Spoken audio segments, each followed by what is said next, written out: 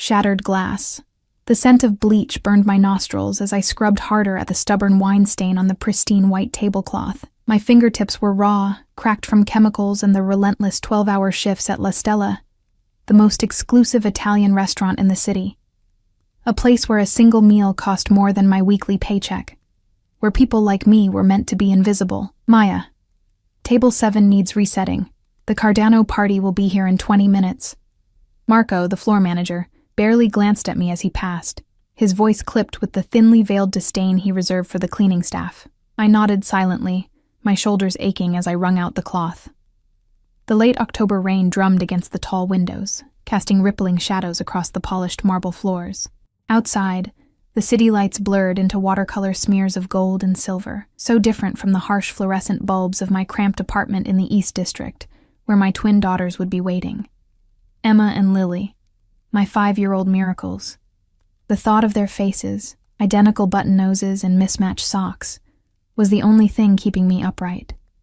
That, and the desperate need for this job after being laid off from the hospital where I'd worked as a nursing assistant for 6 years. One corporate merger, and suddenly single mothers with no college degree were redundant. I glanced at my watch. 9:17 p.m. Mrs. Patel from next door would need to leave by 10:30. The twins would be asleep, but I still had 3 more hours on my shift, and the twins' medicine wasn't going to pay for itself. The front door swung open, bringing with it a gust of cold air and the low rumble of expensive cars pulling up to the curb. I quickly gathered my cleaning supplies, making myself scarce as the Cardano party arrived. I'd learned early on that wealthy patrons preferred their service staff to be like ghosts, present when needed, invisible otherwise. I was halfway to the supply closet when I felt it. The strange electric charge that suddenly filled the room, the steady hum of conversation faltered. Even Marco, perpetually unimpressed, straightened his spine and smoothed down his already immaculate jacket. He had arrived. I didn't need to turn around to know who had entered. Everyone knew who Alessio Vitrelli was, even those of us who lived in a world far removed from his. Owner of half the city's high-rises, rumored kingpin of the Italian syndicate that controlled everything from luxury imports to the city's judges. I'd seen his face in newspapers, always in the society pages, never the crime section, though whispers of his true business followed him like shadows. Curiosity got the better of me. I risked a glance over my shoulder, just a quick peek. My breath caught in my throat. The photographs hadn't done him justice. Tall and broad-shouldered in a charcoal suit that probably cost more than my yearly rent, Alessio Vitrelli commanded the space with a presence that seemed to bend the very air around him. His dark hair was swept back from a face that could have been carved from marble, all sharp angles and cold perfection. But it was his eyes that held me frozen, storm gray and penetrating, as if he could see through walls, through flesh, through lies. He wasn't alone. 2 men flanked him like sentinels, their stances casual but their eyes constantly scanning the room. Bodyguards, obviously. A 3rd man leaned in to whisper something in his ear, and Vitrelli nodded slightly, his expression unreadable. I realized I'd been staring too long when Marco appeared at my elbow, his fingers digging painfully into my arm. "What are you doing?" he hissed. "Get back to work." I mumbled an apology and hurried away, my cheeks burning with embarrassment. The supply closet offered a momentary sanctuary, and I leaned against the shelves, willing my heart to stop racing. Why was I so affected? He was just a man. A dangerous, powerful man who could probably buy and sell my entire apartment building without blinking, but still just a man. When I emerged, the restaurant had shifted into a higher gear. Waiters glided across the floor with practiced precision. The sommelier was opening bottles worth more than my monthly salary. And Vitrelli's party had been seated at the private alcove in the back, the most exclusive table, naturally. I kept my head down, focusing on my tasks. There was a broken glass in the women's restroom that needed cleaning, Marco informed me curtly. As I knelt on the cold tile floor, carefully picking up the shattered pieces, I tried not to think about the twins' coughs that had been getting worse, or the eviction notice taped to our door this morning. 3rd one this year.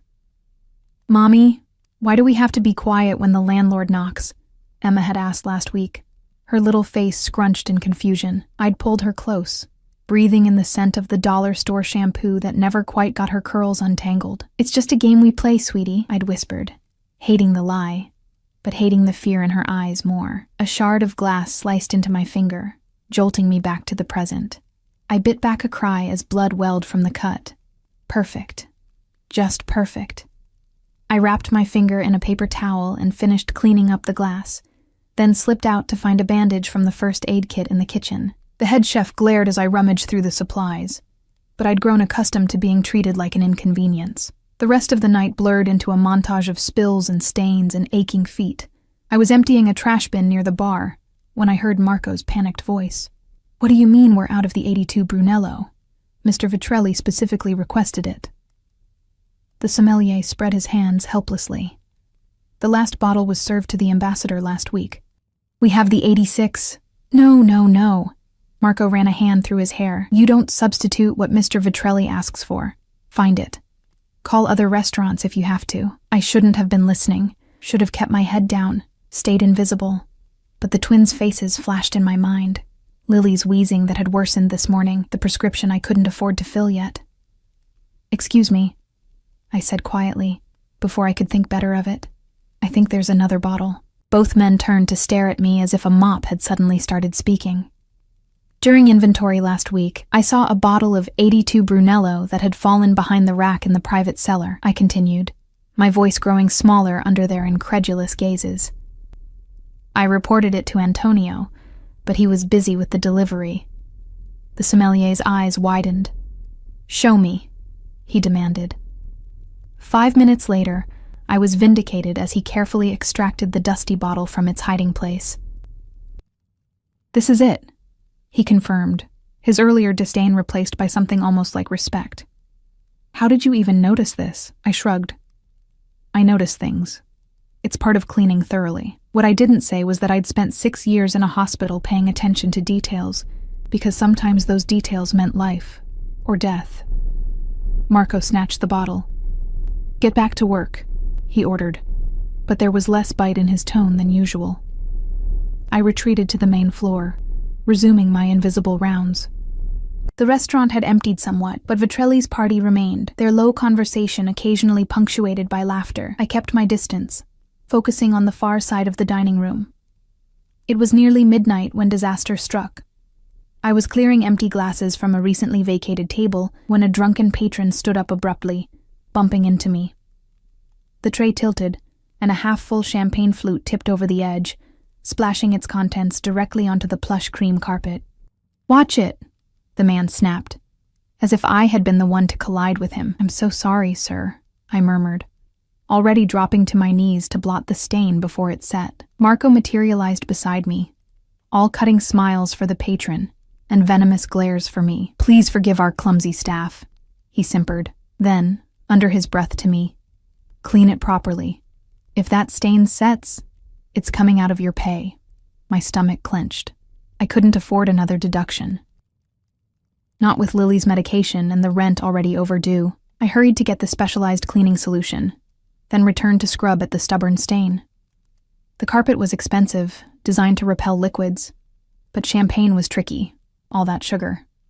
I worked methodically, aware of Marco watching me like a hawk from across the room. So focused was I on the task that I didn't notice the presence behind me until a shadow fell across the carpet.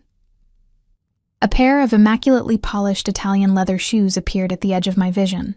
My gaze traveled upward, past the perfectly tailored trousers, the jacket that hung with the ease only true craftsmanship could achieve, to find myself looking directly into the storm-gray eyes of Alessio Vitrelli. This close, I could smell his cologne, something earthy and expensive, like aged wood and rare spices. My heart hammered against my ribs as he regarded me with cool interest, as one might observe an unusual insect. "You found my wine," he said, his voice a low rumble that seemed to vibrate through my bones. Not a question, but a statement. I swallowed hard. "I just remembered seeing it, sir." Something flickered in those gray depths. Amusement, perhaps. "Observant," he noted. "A valuable quality." Before I could respond, one of his bodyguards approached, leaning in to murmur something in his ear. Vitrelli's expression hardened imperceptibly, and he gave a curt nod. "We're leaving," he announced to no one in particular, though the staff seemed to materialize instantly to assist with coats and doors. I remained frozen on my knees, feeling as if I'd just had a close encounter with something dangerous and beautiful, like watching a jaguar from too small a distance. Only when he had disappeared through the front door, his entourage trailing behind him, did I remember to breathe. Marco appeared beside me, his face tight with an emotion I couldn't quite read. "Finish up and help with closing," he ordered, then hesitated. "Mr. Vitrelli doesn't usually notice the staff," he added, a question lurking beneath the statement. I shrugged, keeping my eyes on the carpet. I just got lucky with the wine, but as I worked through the final hour of my shift, wiping down tables and folding napkins with mechanical precision, I couldn't shake the feeling that something had shifted tonight, some invisible thread of fate plucked by careless fingers. It was ridiculous, of course. Men like Alessio Vitrelli existed in a different stratosphere from women like me.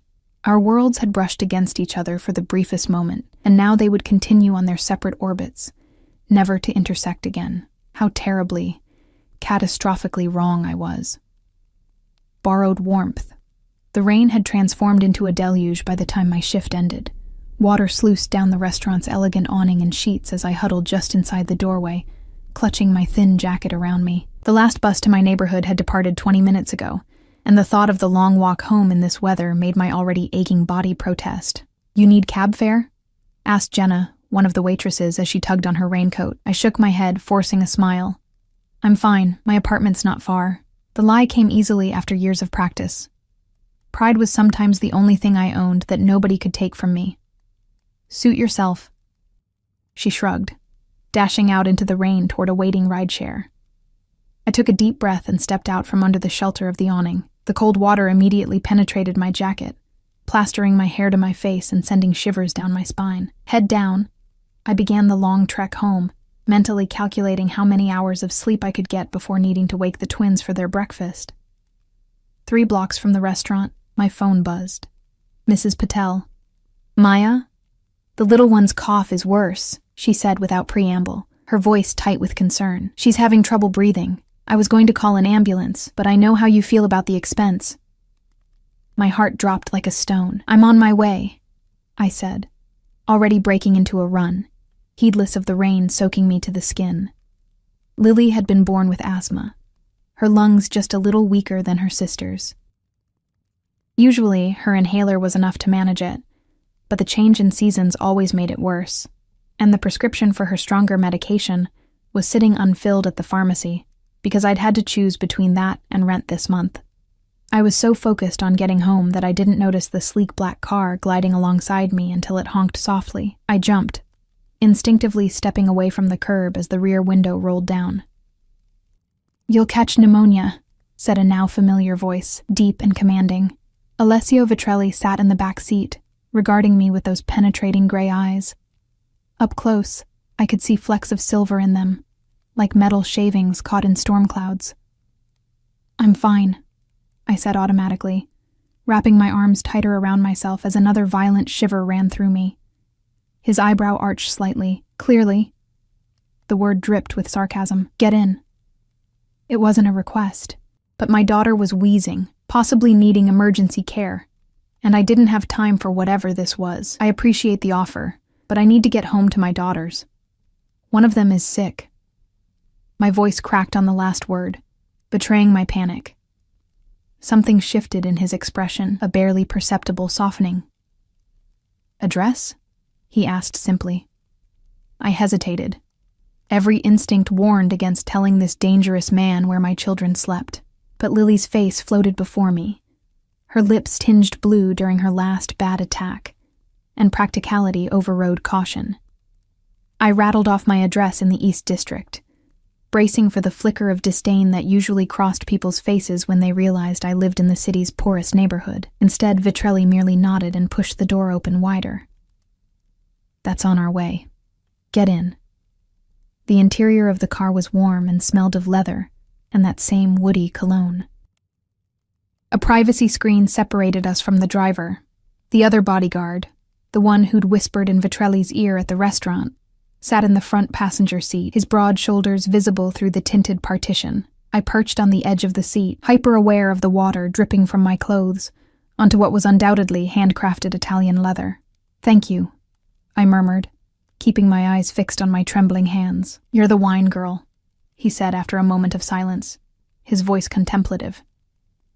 Despite everything, I almost smiled. "Is that my new title?" The corner of his mouth twitched. "You have a name, I assume." Maya Reeves." He nodded, as if filing this information away.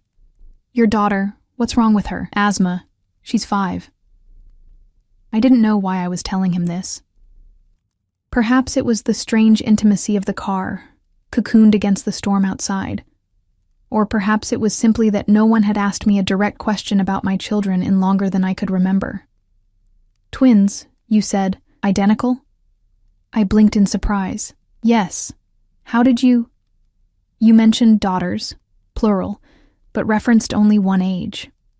He shrugged, as if this deduction was obvious. "The sick one. What treatment does she need?" I twisted my hands in my lap. "Her inhaler isn't working well enough. She needs the stronger prescription, but I haven't been able to—" I trailed off, unwilling to admit my financial situation to this man who probably spent more on a single meal than I earned in a month, but he seemed to understand anyway. His jaw tightened almost imperceptibly. He pressed a button on his armrest. "Antonio, stop at the 24-hour pharmacy on 7th. The car changed direction smoothly. I stared at him, confused. "What are you doing?" "Solving a problem." His tone made it clear he wasn't accustomed to explaining himself. 20 minutes later, we pulled up outside my apartment building, a crumbling 5-story walk-up with graffiti-covered walls and a security door that hadn't locked properly since I moved in 3 years ago. The rain had eased to a steady drizzle, but rivers still ran along the gutters, carrying cigarette butts and candy wrappers toward clogged storm drains. In my lap was a bag containing not only Lily's prescription, filled without my insurance card or even a phone call to the doctor, just a few quiet words from Vitrelli to the pharmacist, but also a nebulizer machine and several additional medications the pharmacist had recommended. "I can't accept this," I'd protested in the store. "I can't pay you back." Vitrelli had simply walked away mid-sentence, leaving me clutching the bag as he completed whatever transaction had occurred with the wide-eyed pharmacist.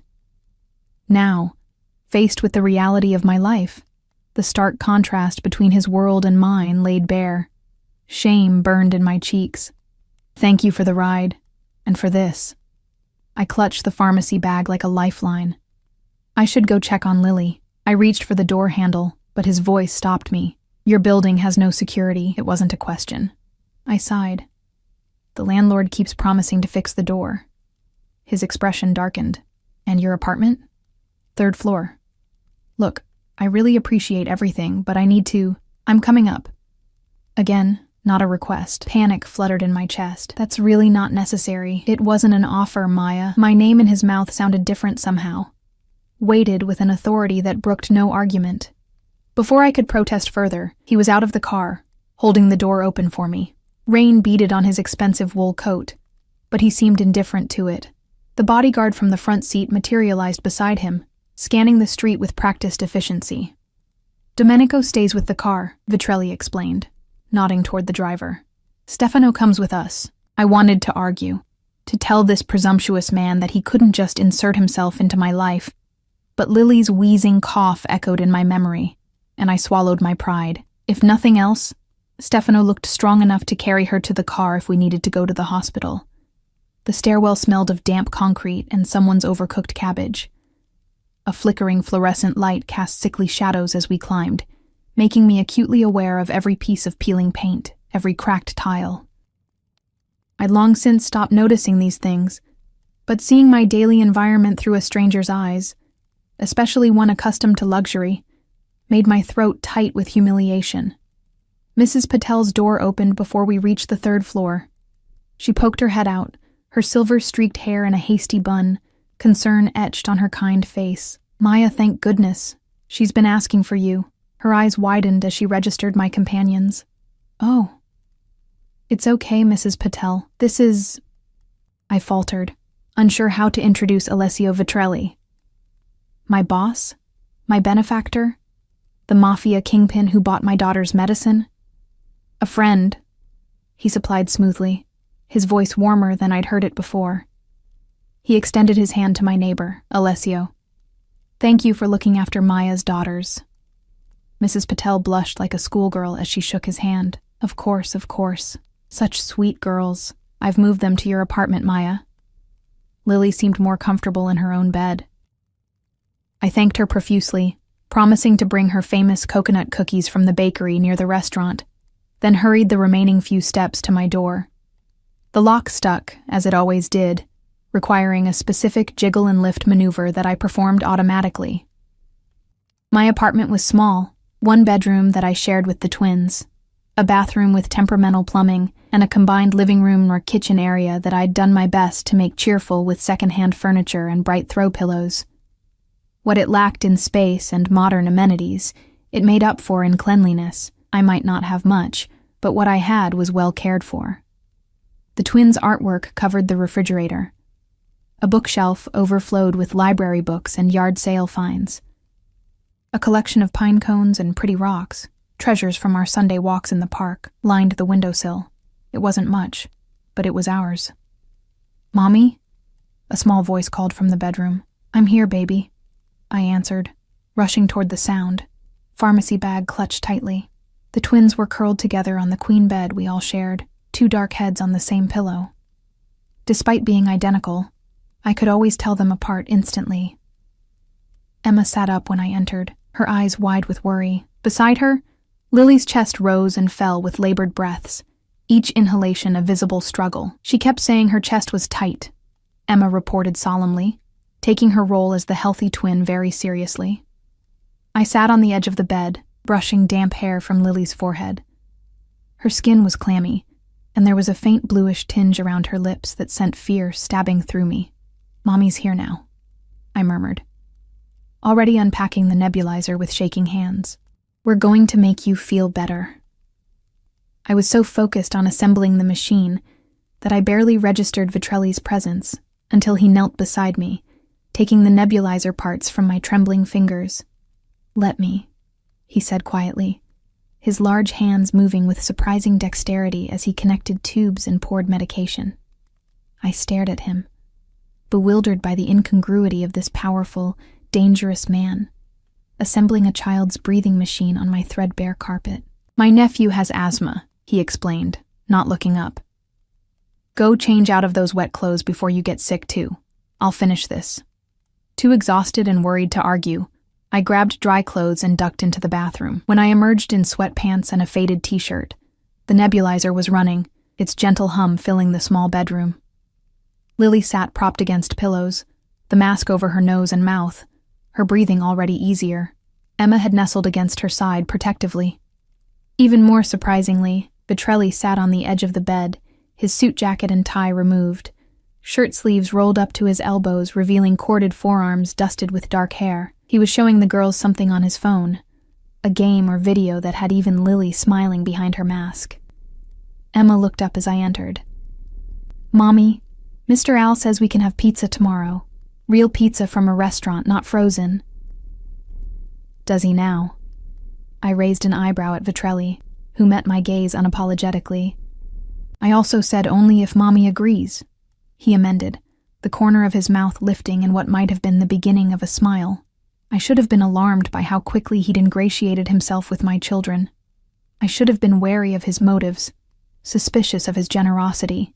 But in that moment, seeing Lily's breathing ease and the worry fade from Emma's small face, I could only feel grateful. "We'll see," I hedged, sitting on Lily's other side and taking her small hand in mine. "How are you feeling, Sweet Pea?" She gave me a thumbs up, her eyes already drooping as the medication took effect, and the adrenaline of fear receded. "The medication will make her sleepy," Vitrelli said softly. "She should keep the mask on for at least 10 minutes. I nodded, gently stroking Lily's hair as her breathing deepened. Emma, never one to be left out, crawled into my lap, her small body warm against mine.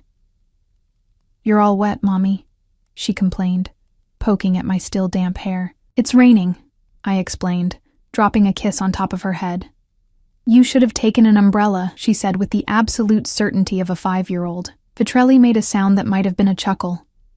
"Smart girl," Emma beamed at the praise, then yawned widely, her own eyelids growing heavy. It was well past midnight, hours after their usual bedtime. "Shall I take the mask when she's done?" Vitrelli asked, his voice low. "You look like you need rest too." I nodded gratefully, suddenly aware of the bone-deep exhaustion weighing me down. The adrenaline that had carried me through the evening was dissipating rapidly, leaving me hollow and drained. The last thing I remembered was leaning back against the headboard, Emma's warm weight against my chest, Lily's hand in mine, and Vitrelli's steady presence keeping watch over us all. I woke to sunlight streaming through the curtains I'd forgotten to close. For a moment, I was disoriented. I never slept past dawn, always up before the twins to prepare for the day. Then the events of the night before came rushing back. The rain, the car, Lily's wheezing, Vitrelli. I sat up abruptly. The twins weren't in bed beside me. Panic jolted through me as I scrambled to my feet, nearly tripping in my haste. "Emma? Lily?" I called, rushing into the living room. The scene that greeted me stopped me in my tracks. My daughters sat at the small kitchen table, giggling as they ate what appeared to be freshly delivered breakfast. Not cereal from a box, but proper croissants and fruit arranged on plates I didn't recognize. And there, leaning against the counter with a mug of coffee in his hand, was Alessio Vitrelli. He'd changed clothes, now wearing a fresh navy shirt and black trousers that still screamed money and power, but were more casual than last night's suit. His dark hair was slightly damp, as if he'd recently showered. "Good morning," he said, his deep voice rumbling through the small space. "Coffee?" I stared at him, speechless. Stefano, the bodyguard, sat by the door, his large frame making my second-hand armchair look like dollhouse furniture. He nodded respectfully in my direction. "Mommy," Emma exclaimed. "Look, we got fancy breakfast, and Mr. Al stayed all night to make sure Lily could breathe. She's much better," Vitrelli added, moving to pour coffee into a second mug. "I took the liberty of calling Marco. You won't be expected at work today." I accepted the coffee automatically, still trying to process what was happening. You, stayed all night?" He shrugged, as if spending the night in a cramped apartment in the city's worst neighborhood was something he did regularly. "You and the twins were exhausted. Someone needed to monitor Lily's breathing." "Where did you sleep?" I asked, then immediately regretted the question. It was none of my business, and the knowing look he gave me made heat rise to my cheeks. "The couch is surprisingly comfortable," he replied, amusement evident in his tone. I looked over at the twins, who were happily demolishing their breakfast, apparently completely at ease with the situation. Lily's color was good, her breathing normal. Whatever he'd done, it had worked. "Thank you," I said quietly, meaning it despite my confusion. "For Lily's medicine, for staying, for—" I gestured vaguely at the breakfast. Something flickered in his eyes. Satisfaction, perhaps. "The girls told me about their father," he said, his voice pitched low so the twins couldn't hear. I tensed. "Did they?" "They said he took their college fund and disappeared." His expression hardened, a glimpse of the dangerous man beneath the surprisingly gentle caretaker. "Is that true?" I sighed, taking a sip of the coffee. Rich and smooth, nothing like the instant grounds I usually drank. Jason wasn't prepared for fatherhood. When the twins were 2, he cleaned out our savings account, money I'd been putting aside since before they were born, a little each month, said he needed to find himself. Last I heard, he was in Vegas. "What was his full name?" Vitrelli asked, his tone casual but his eyes intent. I laughed softly. "Are you planning to hunt him down for child support?" He didn't smile. Perhaps. Something in his expression sent a shiver down my spine, a reminder that beneath the man who had assembled a nebulizer with practiced hands and kept watch over my daughter all night was someone accustomed to power, to control, to getting exactly what he wanted by any means necessary. "It doesn't matter," I said quickly. "We're managing." His gaze swept around the apartment, taking in the water stain on the ceiling, the threadbare carpet, the secondhand furniture. "Are you?" Before I could formulate a response, Emma piped up from the table. "Mommy, can Mr. Al stay for dinner too?" He said maybe, but we have to ask you." I looked at Vitrelli, who was watching me with those storm-gray eyes, waiting for my answer. There were 1,000 reasons to say no, to thank him for his help, and politely but firmly show him the door. He was dangerous. He was powerful. He was everything I'd spent my life avoiding. But he had also saved my daughter, had treated my children with a gentleness I hadn't expected, had seen the worst of my life and offered help without judgment. "If Mr. Al isn't too busy," I heard myself saying, "he's welcome to stay." Emma cheered, and even Lily clapped her hands in delight. Vitrelli's mouth curved into a genuine smile, transforming his face from coldly handsome to breathtaking. "I'd like that," he said, his eyes never leaving mine. "After all, we should discuss your new job." "My new... what?" He sipped his coffee calmly. "I find myself in need of a personal assistant. Someone observant, resourceful, with an excellent memory, and uncompromising attention to detail." He paused. "The position comes with comprehensive healthcare benefits. For you and the twins." My heart stuttered. "You can't just..." "I can," he interrupted softly. "And I am." I opened my mouth to argue, but Emma suddenly appeared at my side, tugging on my hand.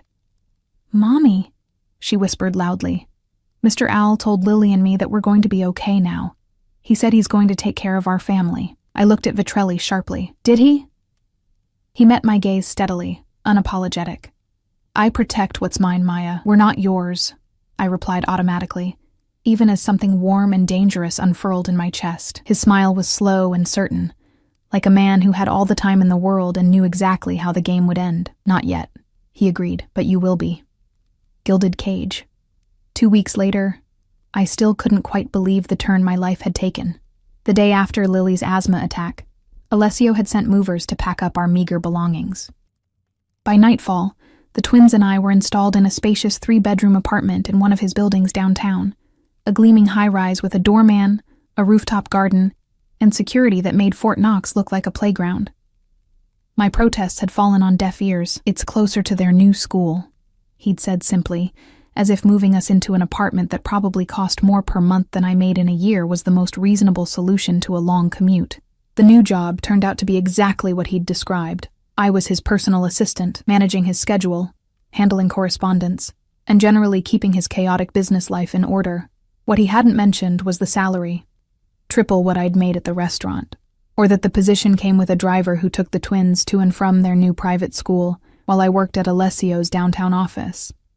I'd tried to refuse, of course.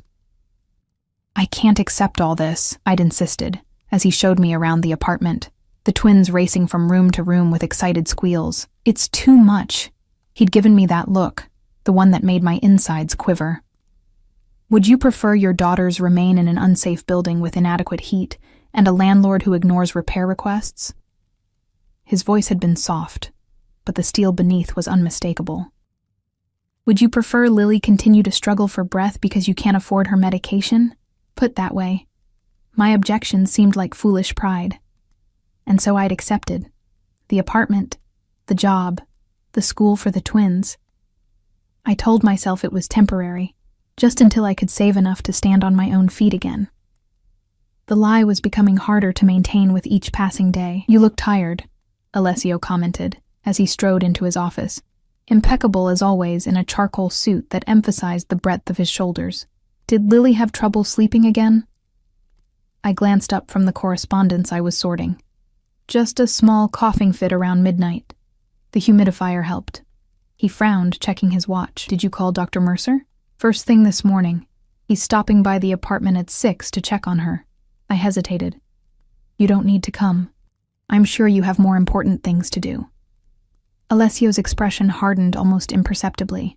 "Nothing is more important." The finality in his tone left no room for argument. It was moments like these that confused me most. The fierce protectiveness he displayed toward the twins. The way he rearranged his schedule to attend Emma's school presentation, or sit with Lily during a nebulizer treatment. It went beyond professional obligation, beyond even the generosity of a wealthy patron. Over the past 2 weeks, he'd become a fixture in our lives. He took dinner with us most evenings, listening to the twins chatter with genuine interest. He helped them with bedtime stories, his deep voice giving life to fairy tale characters. He brought thoughtful gifts, not just toys, but books that matched their interests, art supplies when Emma showed a talent for drawing, a child-sized doctor kit when Lily announced she wanted to be a breath doctor like Dr. Mercer.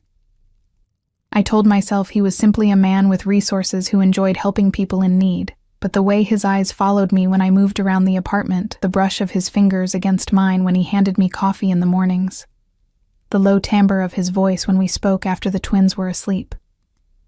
These things suggested something else entirely, something dangerous, something I wasn't ready to acknowledge. "The Anderson contract needs your signature," I said, changing the subject as I placed a folder before him. "And Senator Mitchell's office called again about the fundraiser next month." Alessio took the folder, his fingers brushing mine deliberately. "Tell the senator I'll attend, but I won't speak." He paused, his storm-gray eyes meeting mine. "You'll accompany me." It wasn't a request. It never was with him. "I'll need something to wear," I said, already calculating whether I could find something suitable at a consignment shop. The salary was generous, but I was saving every penny I could, just in case. A smile played at the corners of his mouth.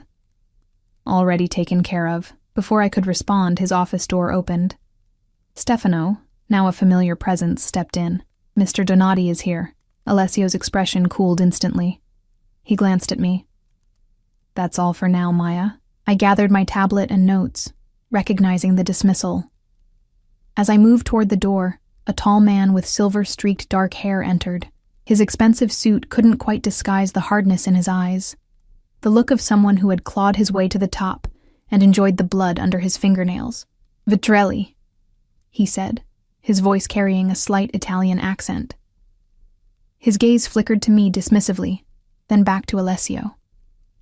"We need to discuss the situation in the harbor district." I slipped past him, feeling the weight of both men's gazes on my back. The door closed behind me with a soft click, but not before I heard Alessio's cold reply. "Touch what's mine again, Donati, and we'll have more than a discussion." The rest of the afternoon passed in a blur of meetings and phone calls. I'd quickly learned that Alessio's legitimate businesses, real estate, import, export, hospitality, were only part of his empire. There were meetings that didn't appear on any official calendar, calls that were taken in Italian with the office door firmly closed, visitors who arrived without appointments and were shown immediately to Alessio's private conference room.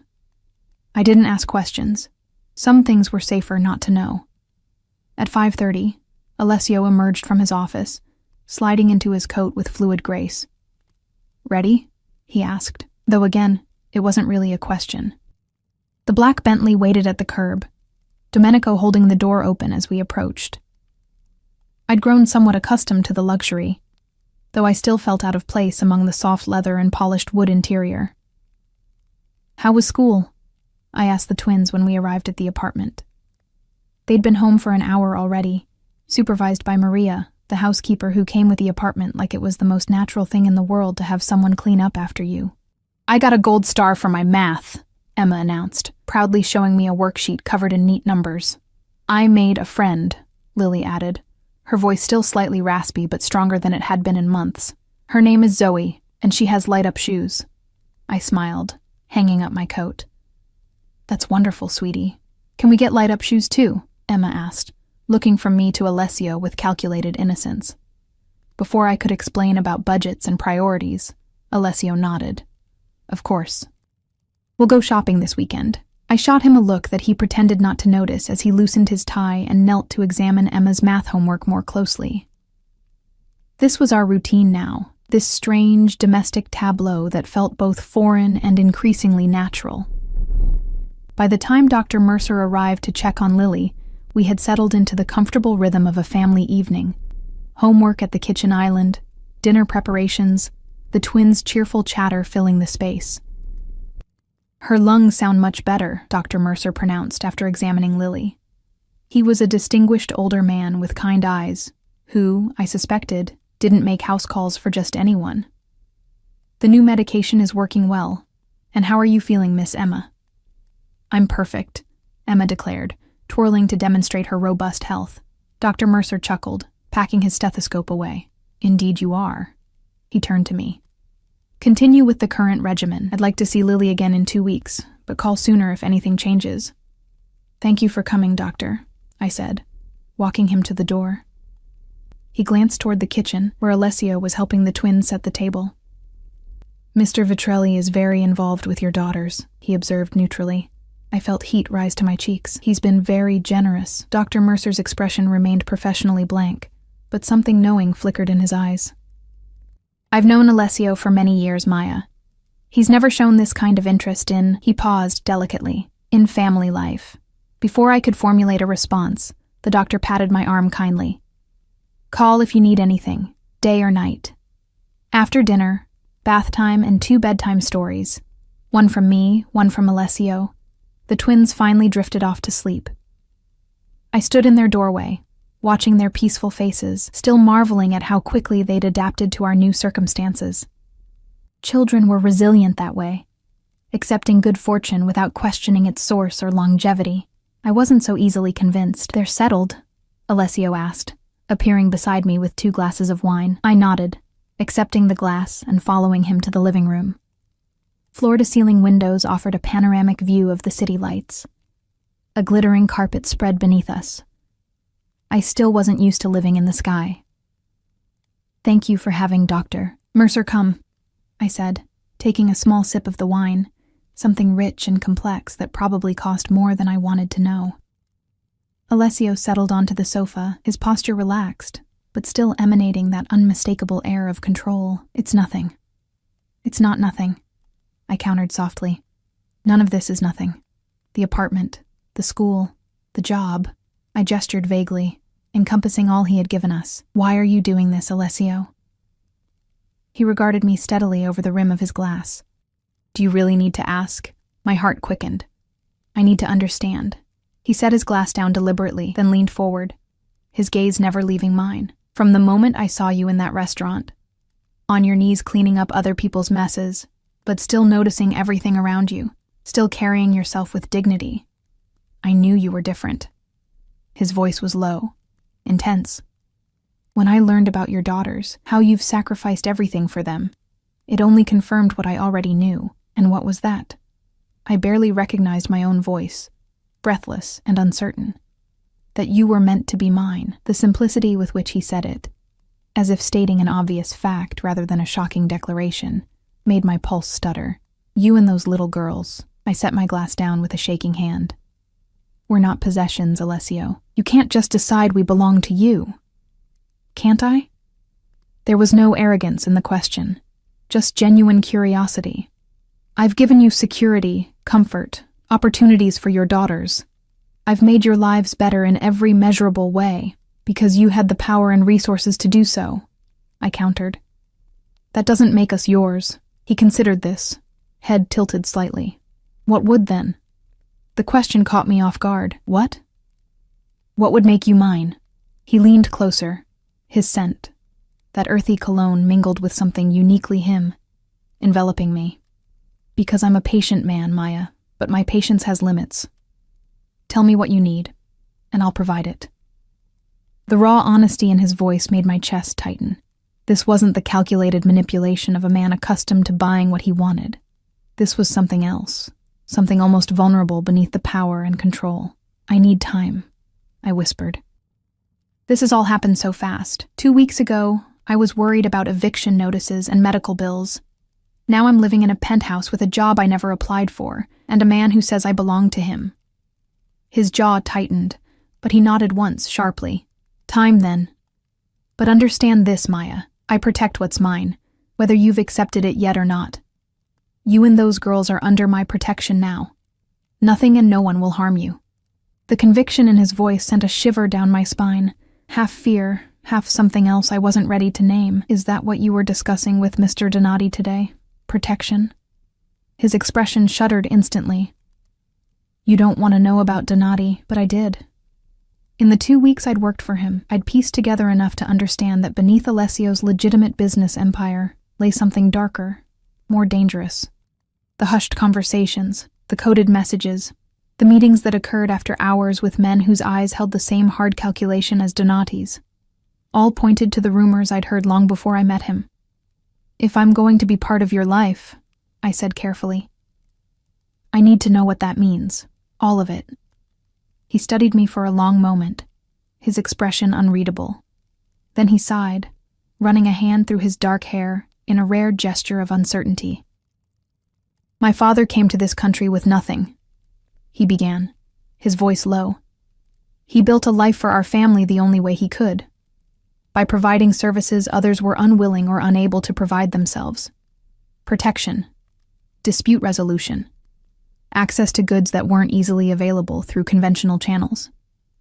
He was in the Mafia," I translated flatly. Alessio's mouth twitched. "That's a simplistic term, but yes.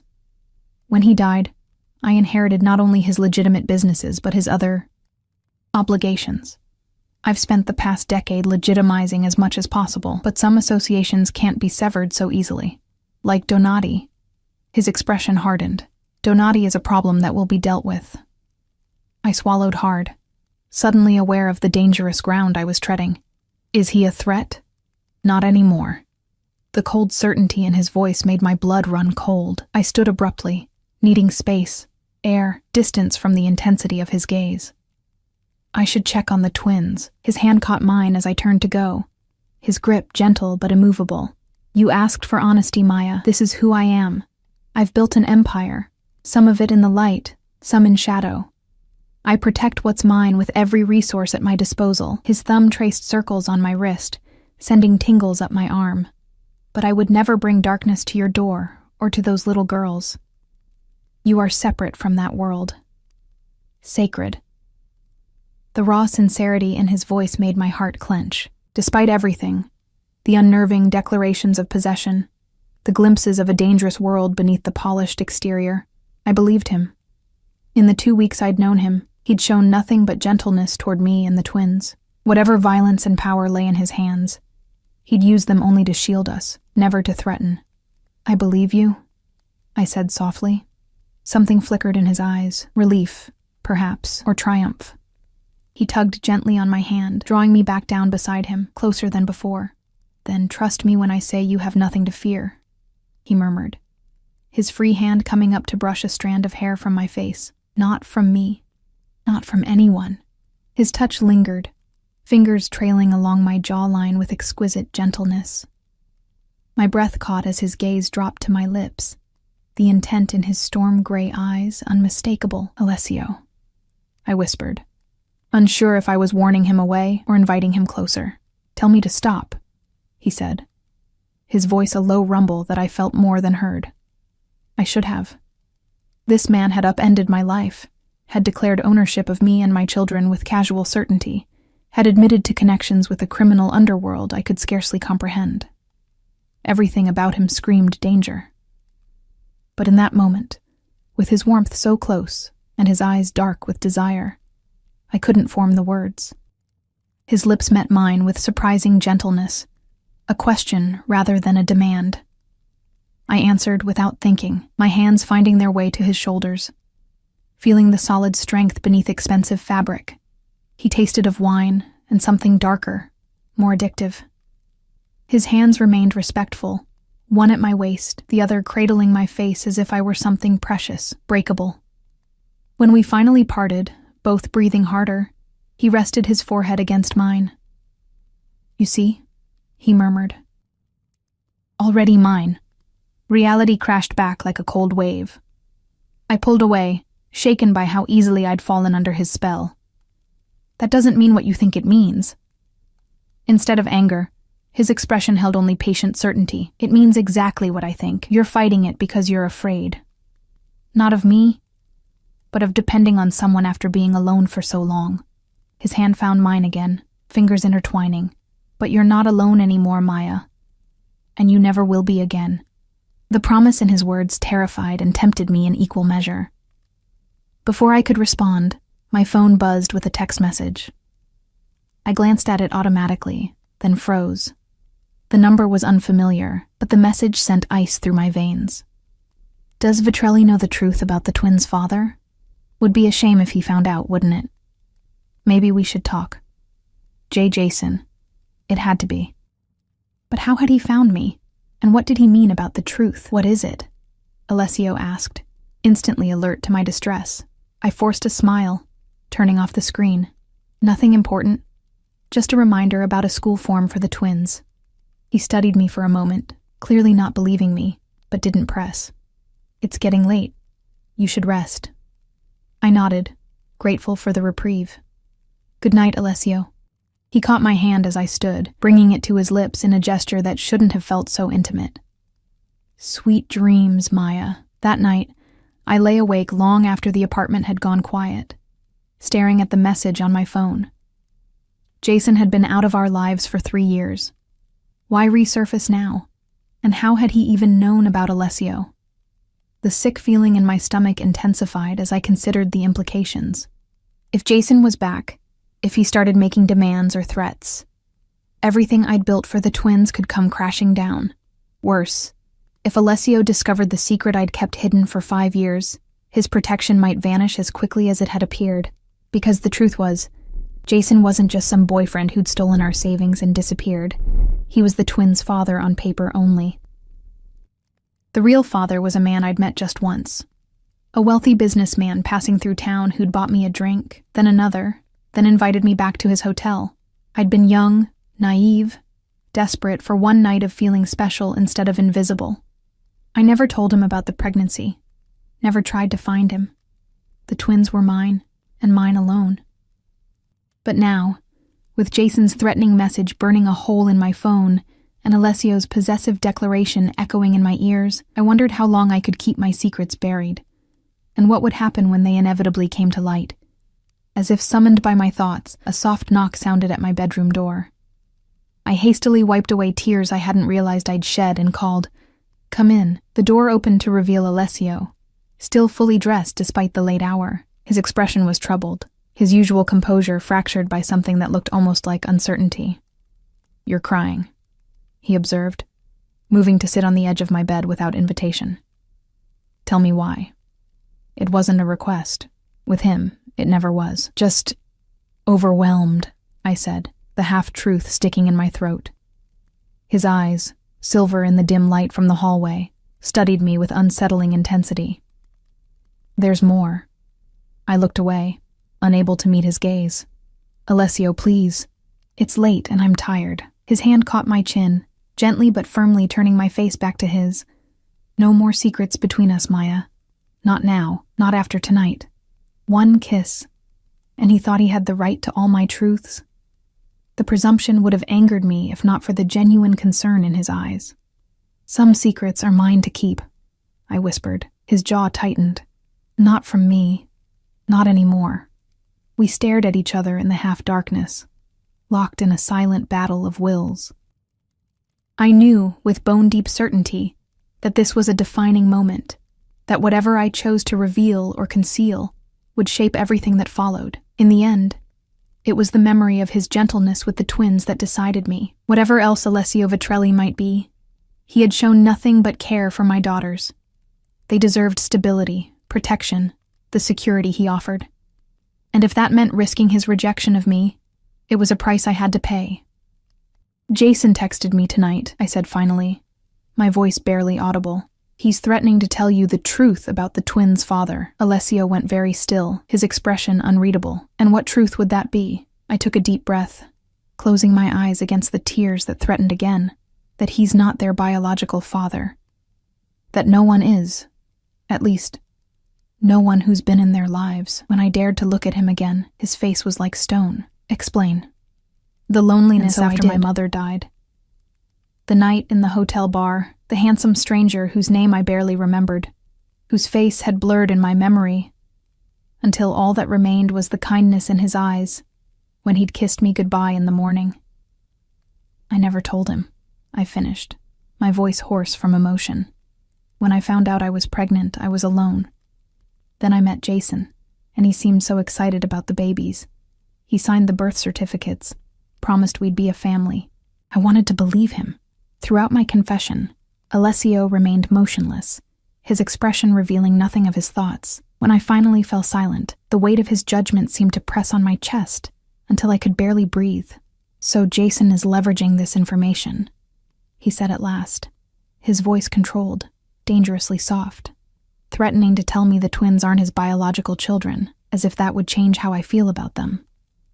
A muscle ticked in his jaw, as if I wouldn't still consider them mine. My head snapped up, hope fluttering weakly in my chest. You're not angry? At you? For what? For being alone and vulnerable? For wanting to give your daughters a father? He shook his head, his expression softening. No, Maya, I'm not angry at you, but at Jason. A cold smile curved his lips. Jason has made a grave miscalculation. One he'll regret. A chill ran down my spine. Alessio, don't what? Don't protect what's mine? Don't eliminate a threat to my family? His voice was deadly calm. I told you who I am, Maya. I don't make empty threats, and I don't tolerate those who threaten what belongs to me. The twins and I don't belong to you, I protested weakly, though the words sounded hollow even to my own ears. His smile widened, showing teeth. Lie to yourself if you must, but don't lie to me. He reached out, his fingers tracing the curve of my cheek with devastating gentleness. You became mine the moment I saw you in that restaurant. The twins became mine the night I sat by Lily's bed, watching her breathe, and nothing, not Jason, not your past, nothing, will change that. The conviction in his voice should have frightened me. Instead, it filled a hollow space in my chest I hadn't realized was there. A space carved by years of struggling alone, of having no one to depend on but myself. What are you going to do? I asked, not sure I wanted the answer. Don't concern yourself with Jason, he said, his tone making it clear the subject was closed. He won't trouble you again. He stood, towering over me in the darkness. Try to sleep. Tomorrow is Saturday. We promised the girls light-up shoes, remember? The casual shift from veiled threats to domestic plans left me reeling.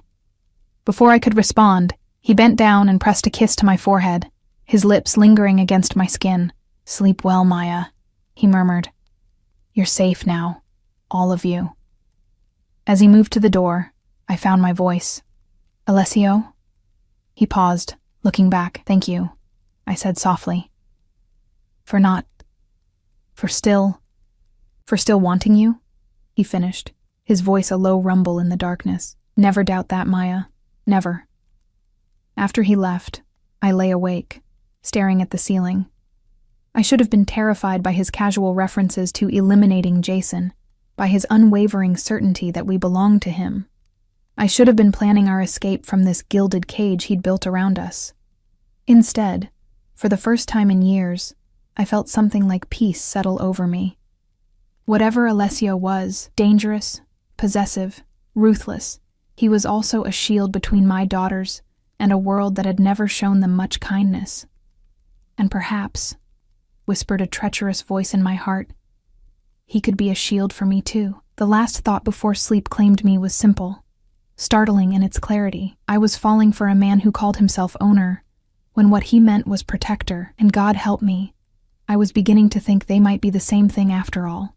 Claimed.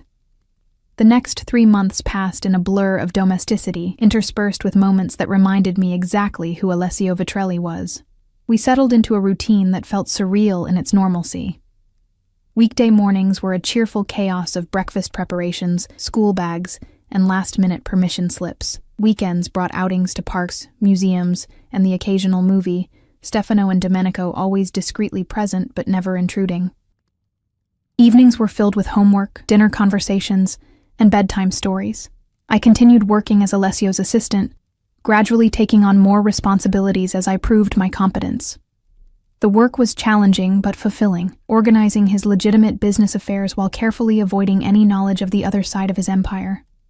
He never brought that darkness home, never discussed it in my presence, maintaining the careful separation he'd promised. As for Jason, he'd gone silent after that single text message. When I'd hesitantly asked Alessio what had happened, he'd simply said, "He won't be contacting you again," in a tone that discouraged further questions. I tried not to think about what that might mean. And then there was Alessio himself, the growing complication in my carefully ordered life. After our kiss that night, he hadn't pushed for more. seemingly content to integrate himself into our family at a pace that wouldn't overwhelm me. He was patient but persistent, his intentions clear in every lingering touch, every heated glance, every domestic decision made with an assumption of permanence. "Lily needs a follow-up with Dr. Weber next month," he'd say. Or, "I've arranged swimming lessons for the girls this summer." Or, "The school's winter gala is on our calendar." Our calendar. Our family. Our life together. The language of possession and belonging slipped into everyday conversation so naturally I barely noticed it anymore. What I did notice was how he'd begun staying over more frequently. First on the sofa, then eventually in my bed. Though he'd been surprisingly restrained, limiting our intimacy to heated kisses and embraces that left me frustrated and yearning for more. When I'd questioned his restraint, he'd simply smiled that knowing smile. "When it happens," he'd murmured against my neck, "it won't be a half measure taken in haste. It will be a claiming, Maya, and you'll be fully mine, with no reservations, no doubts." The promise had sent shivers down my spine, equal parts anticipation and trepidation. It was on a crisp December morning with snow falling gently outside our windows that everything changed. The twins were buzzing with excitement about the upcoming school holiday party, chattering over breakfast about costumes and performances, while Alessio and I moved around the kitchen in the domestic choreography we'd perfected. "Daddy Al, will you help me with my snowflake dance?" Emma asked, tugging on Alessio's sleeve. The nickname had appeared about a month ago. First from Lily, then immediately adopted by Emma with the twin synchronicity that still amazed me. I'd tried to redirect them at first, worried about Alessio's reaction, but he'd welcomed it with such obvious pleasure that I'd stopped trying to correct them. "Of course, Piccola," he replied, dropping a kiss on her head. "After school today." "You promised to help me with my lines too," Lily reminded him, not to be outdone. "I remember," he assured her solemnly. "We'll practice both." The domestic scene was so perfect it made my chest ache. This was what I'd always wanted for them. Stability, security, a father figure who adored them. Yet beneath the contentment lurked the constant awareness that it all balanced on Alessio's continued interest, his continued desire to claim us as his own. The doorbell rang, interrupting my thoughts. "That's Stefano," Alessio said, glancing at his watch. "Time for school, little ones." The usual morning flurry followed. Jackets, scarves, forgotten homework, final kisses. When the door closed behind them, the apartment felt suddenly larger, quieter. Alessio turned to me, his expression shifting from doting father to something more intense.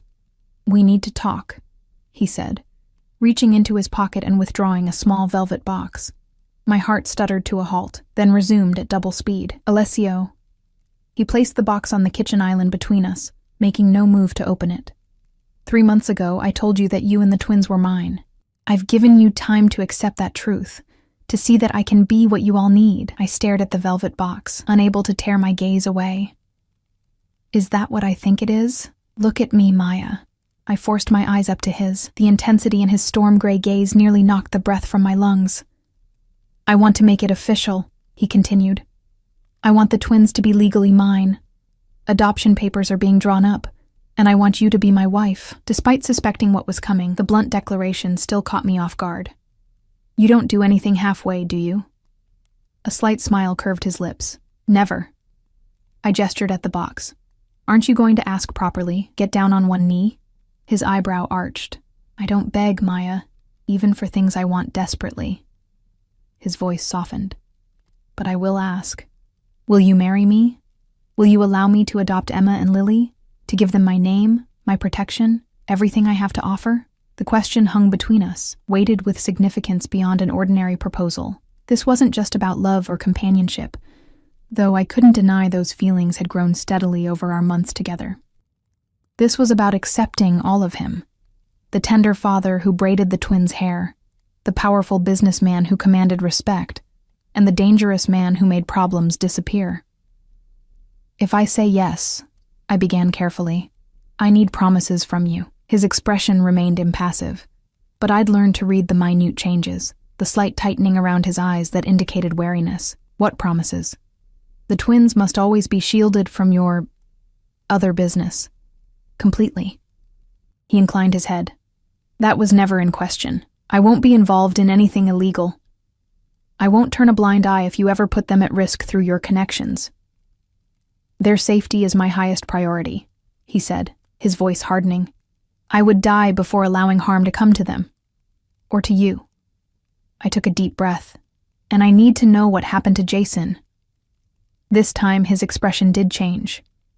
A flash of something cold and deadly in his eyes before he controlled it. Why? Because I need to know what kind of man I'm agreeing to marry, I said steadily. What kind of father my daughters will have. Alessio was silent for a long moment, studying me with unsettling intensity. Finally, he sighed, running a hand through his dark hair. Jason is alive, if that's your concern, he said flatly. He's currently employed on an oil rig in the North Sea, a job that pays exceptionally well and will keep him occupied for the foreseeable future. He signed away any claim to the twins in exchange for the position, and a significant sum deposited in an offshore account. Relief washed through me. I'd feared much worse. You didn't kill him? Alessio's mouth twisted. He's not worth the complication. Besides, dead men sometimes leave messy questions. Living men who understand the consequences of crossing me are much more useful. The cold practicality in his voice reminded me of exactly who he was. Not just the man who read bedtime stories and attended school functions, but someone who calculated the strategic value of life and death with dispassionate precision. And if I say no? I asked quietly. To the proposal? To the adoption? What then? Something flashed in his eyes, pain, quickly masked. Then we continue as we are. I'm a patient man, Maya. The twins already think of me as their father. You're already in my bed, even if we haven't yet consummated what we both want. His voice dropped lower. I'm willing to wait for you to accept what's already true, that you're mine in every way that matters. The certainty in his voice should have angered me, but instead, it sent a thrill of something dangerous and heady through my veins. Over the past months, I'd come to understand that Alessio's possessiveness wasn't about control for its own sake. It was about protection, about cherishing what he considered precious. And somehow, against all odds, my daughters and I had become precious to one of the most dangerous men in the city. Open the box, he said softly. With trembling fingers, I lifted the velvet lid.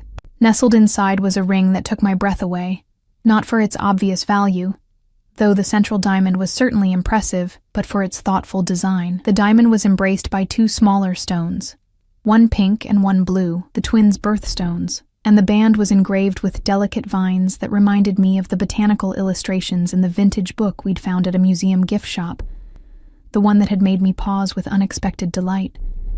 He'd been paying attention. All this time, he'd been noticing the small details that made me who I was. It's beautiful, I whispered, emotion tightening my throat. Is that a yes? His voice remained steady, but I caught the flicker of vulnerability in his eyes. Perhaps the first time I'd seen genuine uncertainty from him. In that moment, the last of my resistance crumbled. This powerful, dangerous man who commanded an empire with unflinching authority was standing before me, waiting for my answer with something almost like fear in his eyes.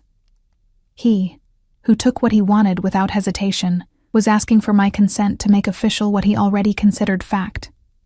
Yes, I said, the word both surrender and victory. Yes to all of it. The tension drained from his shoulders, replaced by a fierce joy that transformed his face. He took the ring from the box and slid it onto my finger with deliberate slowness, his eyes never leaving mine. Mine, he said softly. The word a caress and a claim. This time, I didn't argue. Yours. His kiss was different from the others we'd shared. Deeper, hungrier. The restraint of the past months finally breaking. His hands cradled my face with devastating tenderness, even as his mouth claimed mine with unmistakable possession. I melted into him, my body recognizing what my mind had been slow to accept, that I'd been his since that rainy night when he'd appeared in a black car like some dark guardian angel. When we finally broke apart, both breathing hard, he rested his forehead against mine. Tonight, he promised, his voice rough with desire. After the twins are asleep, no more waiting. The shiver that ran through me had nothing to do with fear and everything to do with anticipation. "Tonight?" I agreed. The day passed in a haze of ordinary tasks infused with extraordinary meaning. I accompanied Alessio to his office, fielded calls, organized his schedule, all while the weight of the ring on my finger reminded me of what awaited us. If his business associates noticed the new addition to my hand, they were too well trained to comment on it, though Stefano allowed himself a small smile when he caught sight of it. We picked the twins up from school together, their delighted squeals when they spotted us both waiting at the gate, drawing indulgent smiles from other parents. They chatted excitedly all the way home, their holiday performance anxiety momentarily forgotten in the thrill of having both of us there. It was over dinner, homemade pasta that Alessio had insisted on preparing himself, a skill inherited from his Sicilian grandmother, that we shared our news. "Emma, Lily," Alessio began, his voice unusually gentle. "Your mother and I have something important to ask you." The twins looked up from their plates, curiosity bright in their identical dark eyes. "How would you feel if I officially became your daddy?" he asked. "If I adopted you and you had my last name?" Their reaction was immediate and enthusiastic. Emma launched herself from her chair to throw her arms around his neck, while Lily's eyes widened with delight. "Really?" Lily asked, looking to me for confirmation. "Forever and ever?" I nodded, my throat tight with emotion. "Forever and ever. And," Alessio continued, once Emma had settled back in her seat, "your mother has agreed to marry me. We're going to be a real family." "We're already a real family," Emma declared with 5-year-old certainty, "but now everyone else will know it too." Out of the mouths of babes. She was right, of course. Somewhere along the way, without official papers or ceremonies, we had become a family. The legal formalities would only confirm what was already true in our hearts. The rest of the evening passed in a blur of excitement as the twins peppered us with questions about the wedding, about their new last name, about whether we could get a puppy now that we were officially a family. Alessio's indulgent "we'll see" made me suspect a dog was in our near future. By the time we tucked them into bed, they were exhausted from the emotional day, drifting off to sleep almost immediately. I stood in their doorway, watching their peaceful faces, overwhelmed by how much had changed in just a few months. "Having second thoughts?" Alessio asked quietly, coming up behind me, his arms encircling my waist. I leaned back against his solid warmth. "No. Just marveling at how we got here. 6 months ago, I was cleaning tables and worrying about eviction notices. Now I'm engaged to one of the most powerful men in the city, and my daughters are going to have your name." His lips found the sensitive spot below my ear. "Our daughters," he corrected. "They've been ours since the night I sat by Lily's bed, watching her breathe." The memory of that night, his unexpected gentleness, the careful way he'd assembled the nebulizer, how naturally he'd interacted with the twins, had been the first crack in my defenses. I turned in his arms, looping my hands behind his neck. "Our daughters," I agreed. "But you have to help me keep them from becoming completely spoiled. No more impulsive shopping sprees or surprise ponies." He grinned, unrepentant. "I make no promises, but I will consult you first. That's all I ask." His expression grew serious, his hands tightening on my waist. "Are you ready for tonight, Maya? For what it means?" The heat in his eyes made my pulse quicken.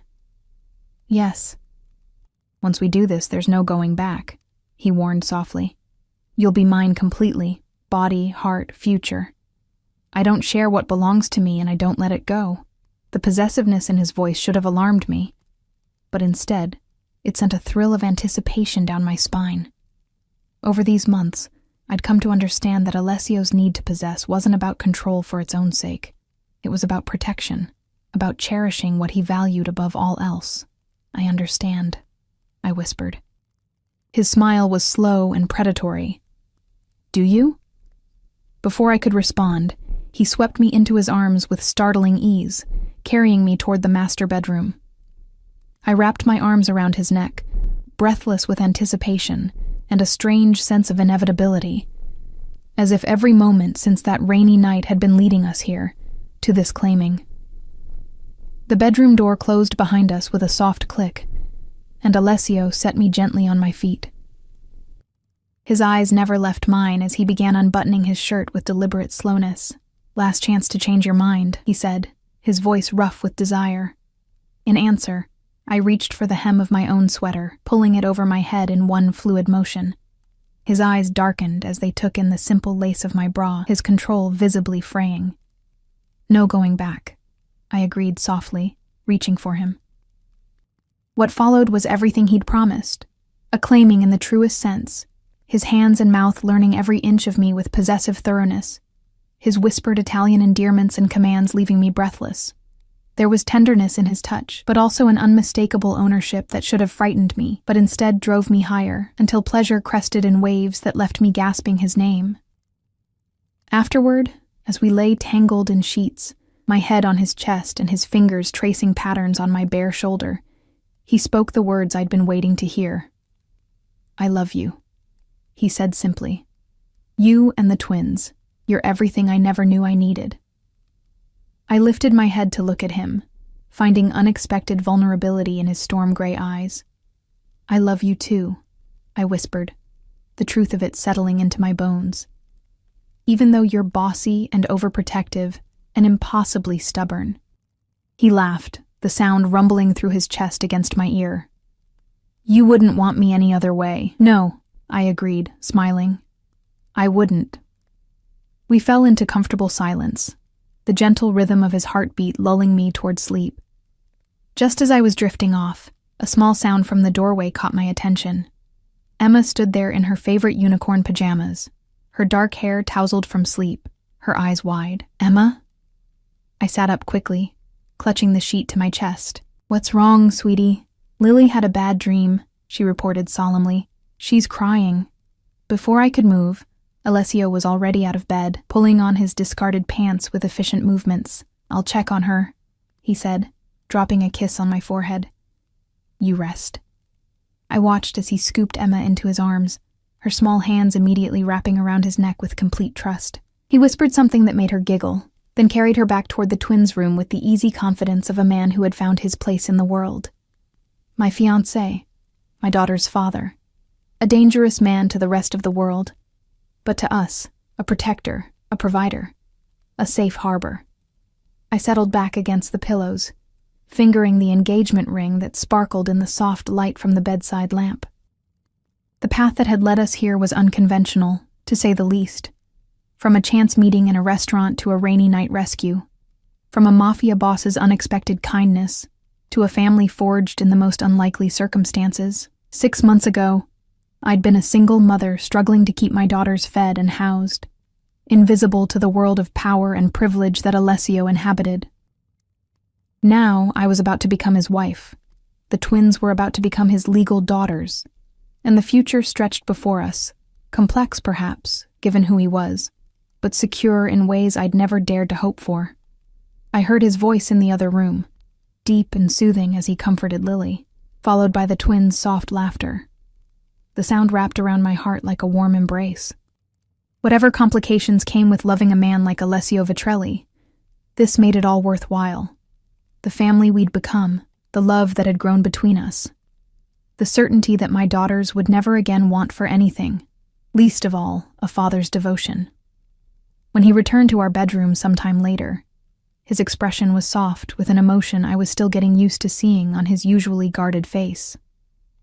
"Everything okay?" I asked, as he slid back into bed beside me. He nodded, gathering me against his chest. "Lily had a dream that we moved away and left her behind. I promised her that would never happen. That we're a family now, and families stay together. Always the protector," I murmured, pressing a kiss to his shoulder. "Always," he agreed, his arms tightening around me. "For as long as you and the girls are mine." As I drifted toward sleep in the safety of his embrace, I realized that what had once seemed like a possessive claim had transformed into the most precious promise. In Alessio's world, to belong to him meant to be cherished, protected, prioritized above all else. His insistence that we were his wasn't about ownership in the way I'd initially feared. It was about commitment, about a man who had found something worth fighting for, worth changing for, worth building a future around.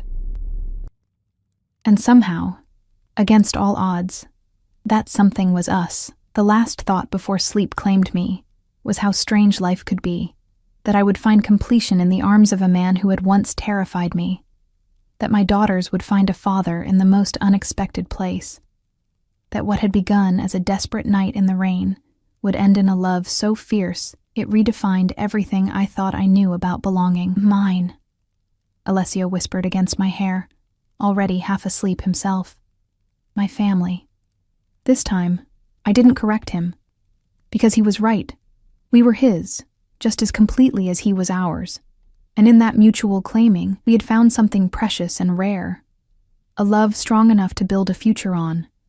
A family forged not by blood but by choice. And a home where we all, finally, truly belonged.